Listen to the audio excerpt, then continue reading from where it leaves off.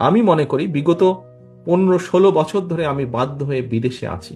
এই দেশে থাকার ফলে যে অভিজ্ঞতা আমার হয়েছে, আমরা যত যাই করি, আমরা যদি দেশে সমাজে জবাবদিহিতা, নির্বাচনী ব্যবস্থাকে যদি আমরা তৈরি করতে না পারি, কোনোভাবেই আমরা কোনো সমস্যার সমাধান করতে পারবো না।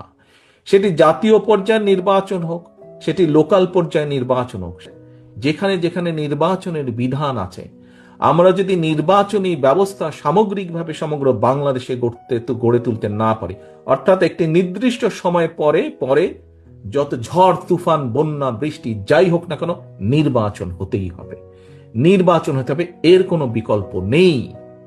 এটি হতে হবে, এই ব্যবস্থাকে নিশ্চিত করতে হবে, এই ব্যবস্থাটাকে টেনে আমাদের নিয়ে যেতেই হবে, চালাতে হবেই আমাদের, কোনো কম্প্রোমাইজ নেই। নির্বাচন হতে হবে, যেখানে জনগণ ভোটার, সেখানে জনগণকে নির্দ্বিধা নির্বিঘ্নে শান্তিপূর্ণভাবে ভোটের ব্যবস্থা থাকতে হবে।